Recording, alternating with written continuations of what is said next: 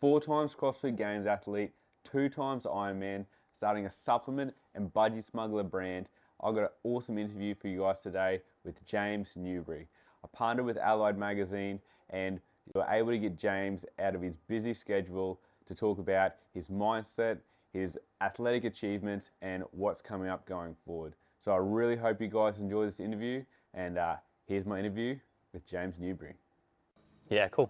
Love that. You're a pretty interesting individual, so yeah. I've got some questions about to you. Killer. Love it. Brother, why do you do what you do, man? I think the reason I do what I do is because over the last 10 years, after competing at a high level in my sport, I kind of figured out that being defined or known for one particular thing is not really what I'm fired up about. It's more so the experience of trying lots of different stuff so I can bank a ton of cool memories. The only reason why I want to do anything is so I can have the experience, say that I've done it, tick it off the list, and see if I enjoy it. And if I enjoy it, I'll do it more. And if I don't enjoy it, I'll do something else. So, you know, every kind of decision I make is just like, I want to say yes to most things if I have not done them before. And I usually say yes again if I really enjoyed what I experienced last time and I want to experience more of that. So, you know, I'm probably most, I guess, known and what I've spent most of my time doing is CrossFit for a long time, but I also love to dabble in whatever funky stuff comes up, whether it's, you know, Ironman or strongman or powerlifting or anything that I get to use my physical body, but also test myself mentally at the same time, because I think that just draws out experience. And then the next time I come to a hard task, I have more avenues or a broader net of experience to then make a decision and figure out a better outcome. So for me, it's all about the experience. I just want to bank a ton of cool memories and do as much stuff as I possibly can for the time that I'm here. Yeah, for sure, man. And like, you've come from a sporting background and hit CrossFit and decided to do the games 4 times. So you're saying like, if you get there and you like the experience, you're going to do it again? Yeah. What hooked you on that first? Well, it's funny because I actually didn't like my first experience at the CrossFit Games, or my second, or my third. But something else kept bringing me back, and I don't know what it was. I can't still put a finger on what it was, but I felt like there was unfinished business. I felt like I put so much time and effort into making it work and working towards a goal that it needed more. It needed more of me to experience to its full potential. And then eventually, the 4th time around, I got that. And that was a huge weight off my shoulders, and that made me feel like if I never CrossFitted another day in my life, I would be fine with it. So sometimes maybe it's not for the, you know, the thrill of doing well the first time, but also when you do go around and you try something, you're just like, that wasn't quite it, but I know there's more untapped stuff that I want to try out there. Maybe you don't enjoy the first one, but you know there's something underlying, and that's kind of what drew me back. It was, I would always finish the season, I'd be disappointed in the outcome of my results on the leaderboard, and I felt like they didn't reflect my effort, and I knew that it just came down to execution. And when it comes down to just an execution factor, I was just like, I'm not okay with this. I'm not okay with it relying on execution. I didn't want to get 20 years down the track and thought, you know, if I just had another roll of the dice and tried again, maybe I would have been able to execute. So I didn't want to live in doubt. And so that kind of kept drawing me back at the last minute every season when it was like push came to shove and I had to make a decision where I was competing or not. It had, like, in 2018, I got a week before the first qualifier, and I hadn't done any training since the games before. It was like 5 months.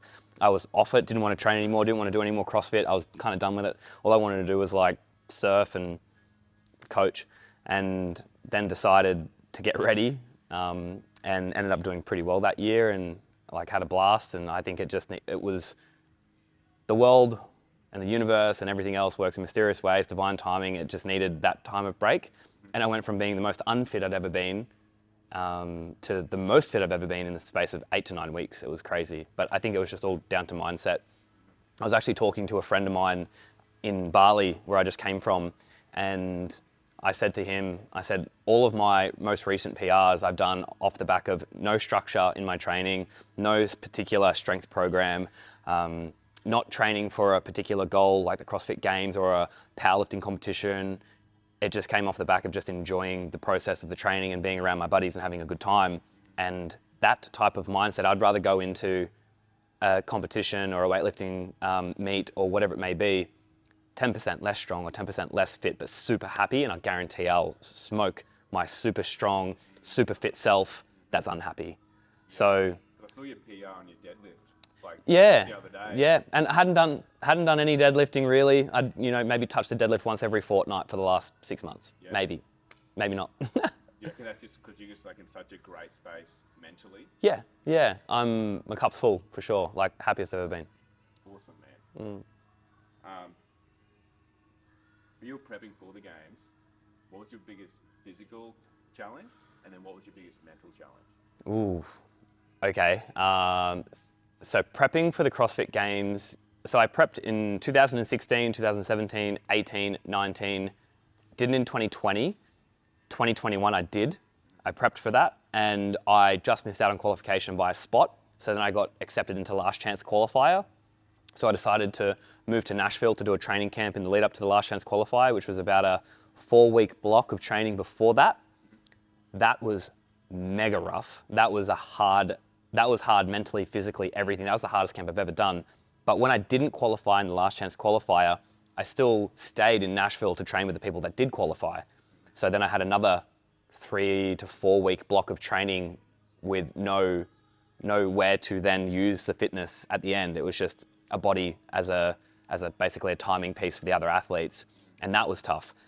Doing 6-hour training days with nowhere to go to use it afterwards, knowing that you're just beating yourself down for kind of just to be there for the team.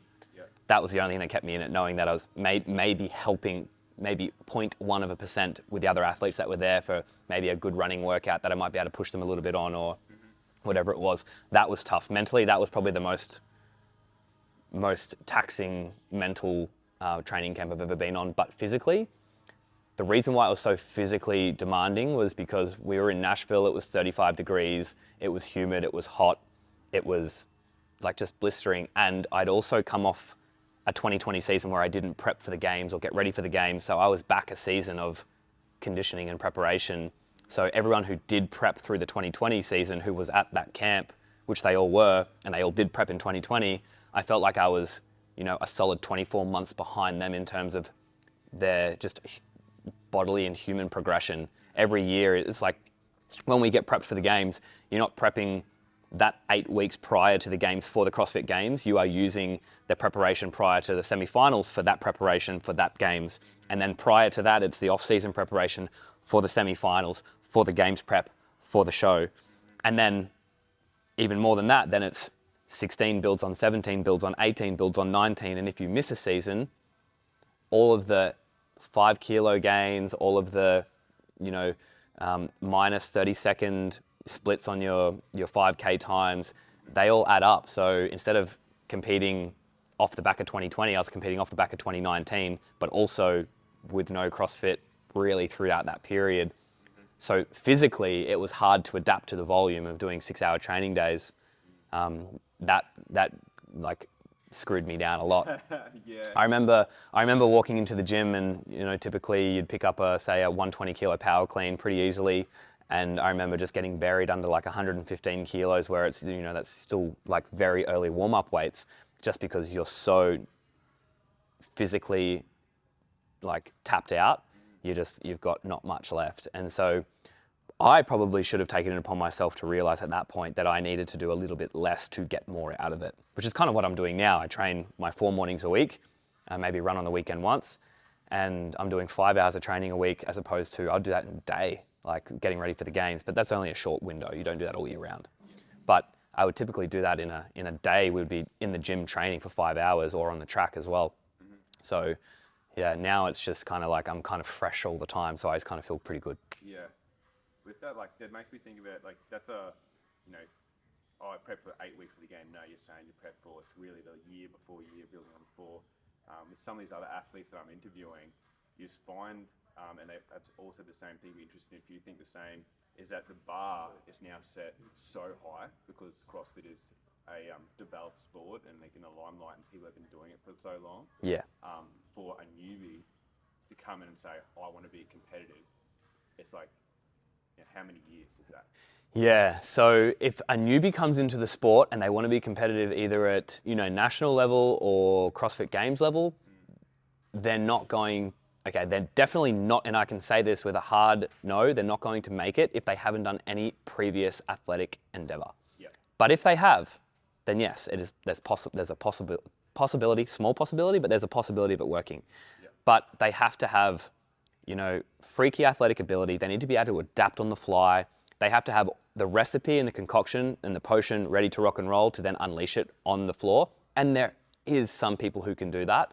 But if you are walking in at 25 years old and you haven't run track, you haven't played ball sport, you haven't swum, you haven't had some type of exposure to physical training, sorry, it's not going to happen. But in saying that, if you have been competitive in something else, whether it's wrestling, gymnastics, weightlifting, track, surf lifesaving, whatever that is, rugby league, rugby union, AFL, you have the adaptability and you've got this concoction that you need. Yeah, there's always a chance. There's always a chance. But nowadays, it's because it is a developed sport now, you've got kids that have been doing it since they were 9 years old, now progressing through the ranks as a 10, 11, 12, 13-year-old, and they've already got snatch technique better than some of the current CrossFit Games athletes at 15 years old. And they're learning from bare bones basics, but they're not just honing their barbell, but they're honing their gymnastics. And the parents who are, dangling the carrot in front of them to do these cool things are also being aware that growing up inside a CrossFit box as a junior now is only going to get them so far. They do need to be exposed to team sport, to ball sport, to reaction to stuff that is coming at them, not just physically standing in a nice, neat, confined gym with 0 variables and lifting a barbell on a floor where they know what it's going to feel like, they know what it's going to smell like, they know what it's going to, the temperature is going to be like. They need to be out of their comfort zone and they need to be interacting with nature at the same time, which is other people, other things, out in the surf. That type of stuff you don't pick up by just being in a gym. So if they're aware of that, you're building like superhuman athletes out of that. Yeah. So that would bring into the hybrid training. And is that why you decided to do an Ironman or anything like that? It's like to do something different for your body? Or? Yeah, absolutely. Doing the Ironman was just a bucket list item that I had convinced myself was a great idea when I was coming off the back of qualifying for the games, or qualifying for, I think, Nationals in 2020. And then after that, we then progressed into another phase of the season, and then, everything hit the fan and we couldn't go and compete. Only 5 people from around the world got to go and compete at the games. And so I decided I'm going to take a bit of a break. I'm going to renovate my gym a bit. I took 3 weeks off, and then coming back, a mate of mine walked into the gym and said, "Hey, there's a half Ironman on this weekend out in the country. You want to go do it?" And I was like, "Yeah, that sounds cool." So we just signed up Wednesday night. I think we started the race, I think it was Sunday or Saturday morning. And with no prep, we just had 3 weeks off. And I thought, oh, this should be kind of cool. It'd be a fun thing to get me back into training. And it was so rough and hard. I remember running the last kilometer of the half marathon to finish, thinking there is no possible way that you could do double this. Like, oh, bro, I've done a half marathon too. Same thing. And on the run, you're like, I was like, what the fuck? I was like, there's no way. And then immediately I thought, there's no way. And I was like, I have to try this. Yeah. So then I literally was sitting on the grass after the race, waiting for the crew to finish. And I was signing up for the full Ironman. Then I was like, I got to try it. So then I did the full Ironman about 6 months later. Yeah. And I've done another one since then. And I had a good time both times. That was mega fun. But it was also bucket list item. Also wanted to test myself, experience, see what my body's capable of, and also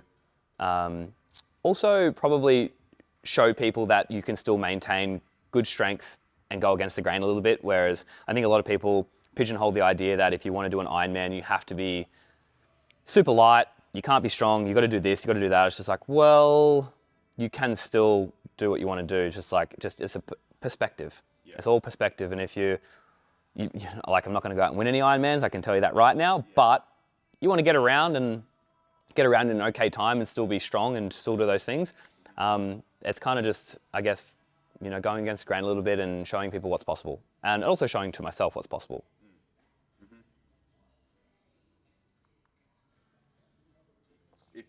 If someone did want to start CrossFit, and take it seriously? Like they're just fresh, new, or like for those really new people, what would be some advice you give to them? Number one bit of advice, if you're starting fresh, you want to give CrossFit a go, it would be try 3 CrossFit gyms in your local area. Choose one that you get the best vibe from, where you feel like is going to be most homely to you, where you feel like you're going to get good coaching, and then do the classes like on a regular basis, 3 to 4 times a week minimum, and then commit to that process. Like the commitment and consistency is the biggest key factor to getting better. You're better off doing 3 days on, 1 day off, 2 days on, 1 day off, and mimic that cycle on a regular basis. And when you do go in for your 3 days on, 1 day off, your 2 days on, 1 day off, if you're not feeling like pinpoint, don't feel the need to force, put the foot on the pedal. Like it's okay to go through a session, because I think a lot of people also have the idea that when you do a CrossFit session, it has to be 100% red line every single time. It is not the case. There are plenty of days I walked into the gym and hit the whole day at 60%, just because I need to get the volume in, body's not quite feeling that red line, and you just need to go through some technique movements, and that's just your body just explaining to you, hey, we need this right now, and we need this right now. But the consistency factor is key. Consistency in anything will be the biggest winner, and the consistency in doing the basics really well. It's all good and well to go and find the flashiest program, the flashiest gym, the flashiest everything, and go, look, that's going to help me out. But at the end of the day, learning how to squat perfectly and symmetrical and balanced, and learning how to pick up a deadlift bar beautifully with good form, good pressure, understanding your breath control, learning how to run with good technique and good economy. They're all the things that are going to amount to being good at anything, rather than working on your kipping ring muscle ups before you've learned how to do a strict pull up. That's not what's going to serve you. The consistency in the basics is what's going to make you great.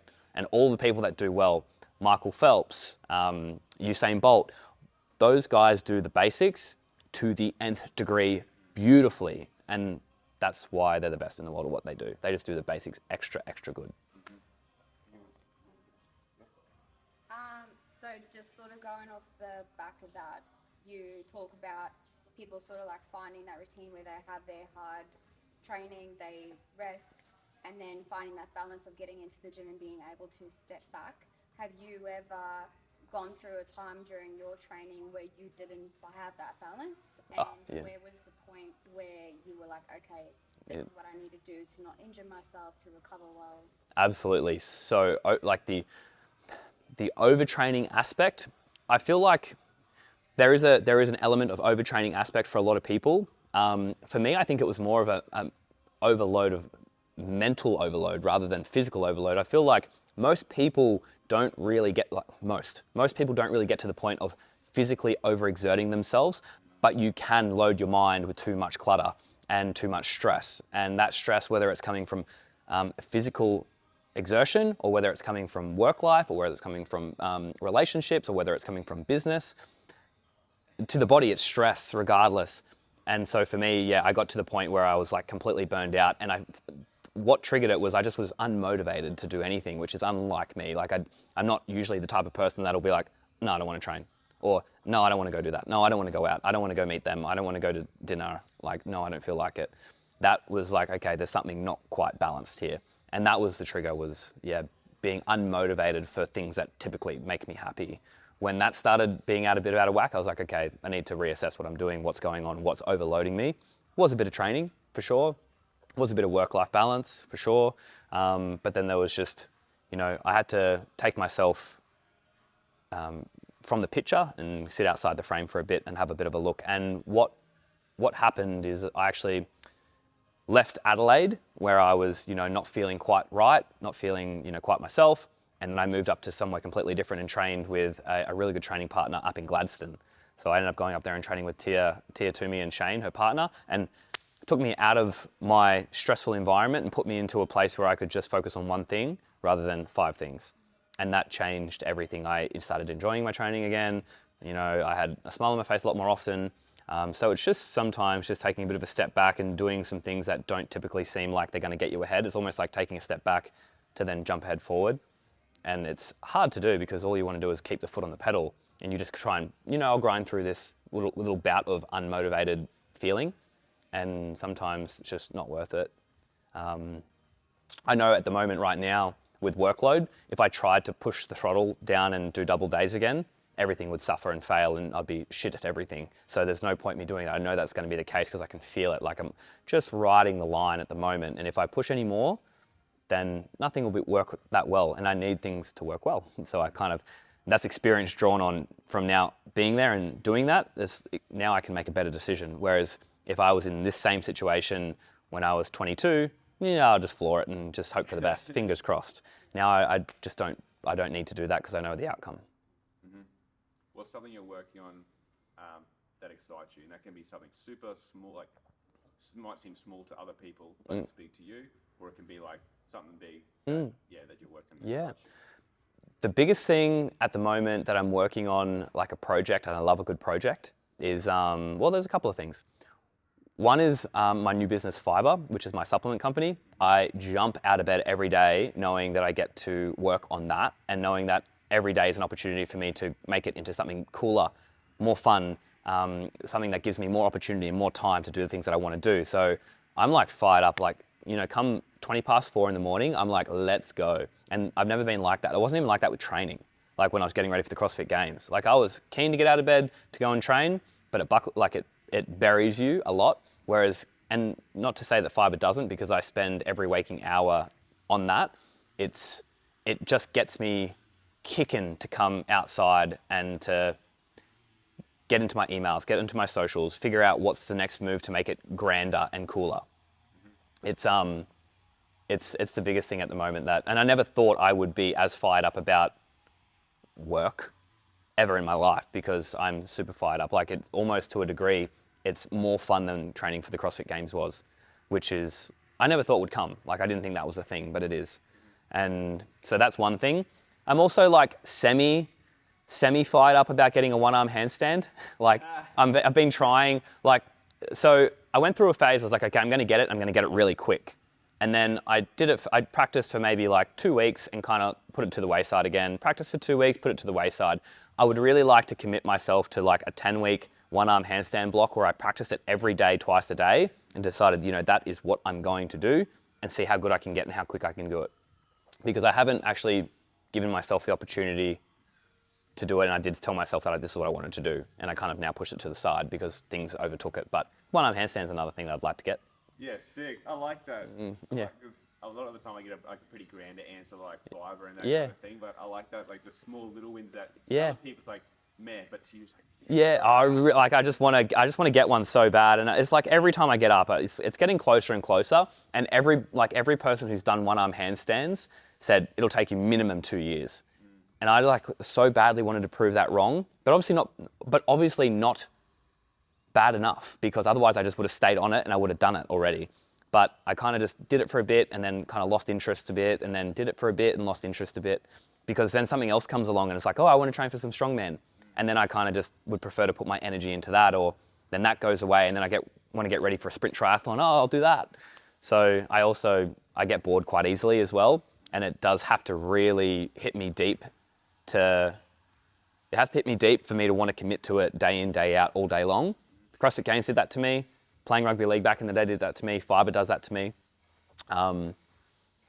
But yeah, otherwise I think, that strength is cool for a week, and then it's like, cardio is fun, running marathons is more fun, and then I get back and I was like, working on gymnastics is more fun, and then I was like, I feel like swimming, so I don't know. And then I want to get my skydiving ticket too, so I actually booked in to do it this year with a friend of mine, and we had to postpone it, so we're going to do it early next year. But getting my skydiving ticket so I can skydive anywhere would be pretty cool.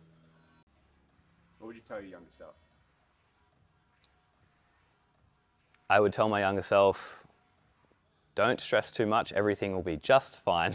Because I used to stress a lot back in the day, like, am I going to qualify? Is my gym going to be successful? Am I going to live up to my own expectations? It'll all be fine. That's it. It's like, I think that's the key factor is now as I grow a little bit older, I think I've become a little bit more spiritual in the sense where I believe more firmly in divine timing. I believe a lot in delayed gratification, and I've seen it come to fruition every single time. There is not a time in my life where I haven't committed my 100% effort and focus to something and not achieved what I wanted to achieve. So if it's never happened before, there's no point worrying about it. Like, you always worry about the things that are the negative, but there's never been a time where I haven't committed my whole self to something and not been happy with my result. So I shouldn't be worried about what if this doesn't work out. Because if I commit my time and effort to it, and obviously it has to draw me in enough to do that, but if it draws me in enough to do that, it'll be fine. Love it. Are you a coffee man? I'm a coffee fiend. I'm a coffee fiend, and I actually had to withdraw myself from having too many in a day because I was getting out of control. I have one coffee a day now, and it's big for me because I was doing 10 shots a day. Right. Yeah, I was doing 10 shots a day for a period of time there because I wanted a coffee to send this next bunch of emails. I wanted a coffee to do this next social plan. I wanted a coffee to do this catch up or this meeting or this run or this training session. And then I was just like, okay, I actually had a naturopath friend of mine put the hard word down. It's like, mate, you're an athlete, make a decision, say yes or no. And it's like, does it serve you? And every time I go to have a coffee that's over and above my one, I don't even do it anymore because it's been so long. But the one thing I do now is I just say, does this serve me? It doesn't serve me, so I don't do it. But I have a double in the morning and I'm good to go. But I do love a coffee and I treat it as a ceremony every day. Where's the best coffee in Goldie? Best coffee in Goldie, hands down, No Name Lane. No Name Lane down at Broad Beach. You got to go. They're actually opening up a new espresso bar next month, they're both fairly close to each other. Wildly good coffee, best on the coast. And where's the best coffee that you've ever had? Now, this could be for two reasons. For me, the best coffee I've ever had is not because of the taste, but the people I was with and like the setting of it. It's blend 43, it's trash coffee. Yeah. But the whole setting. The setting. Perfect. Yeah, okay. All right, that's actually a hard one. One that stands out to me, and there's probably a couple. I know I had a really good coffee in Cape Town that I really enjoyed for the setting, the people, the vibe, the place I was, the mindset I was in, and the space I was in at that time of my life was perfect. And that was a beautiful coffee as well. But another one I had was in Montreal, and it was just down the road from my coach's house where I was staying, getting ready for the 2019 CrossFit Games. I remember sipping on a coffee that morning. It was a double piccolo, and it was wildly good. And I remember sitting there thinking, this might just be the best coffee I've ever had. Nice. And finally, dude, so like, when you introduce yourself, right, we know you're James Newbury. CrossFit Games, Ironman, Pharma, like all Phyba, all this stuff. But there's a reason that you're successful at those things, and that's because of your beliefs. So I'd like you to introduce yourself by your beliefs. Yep, absolutely. Not by your outside gratification. My name is James Newbury, and first and foremost, I would like to be remembered as kind, honest, empathetic, and just a genuine good bloke rather than an athlete or a professional CrossFitter or whatever it may be. They're the things that I kind of hold true to myself, and I would much prefer to be known by those things rather than the other accolades. Awesome, dude. That was awesome. Thanks Cool. so much for Pleasure. your time, man.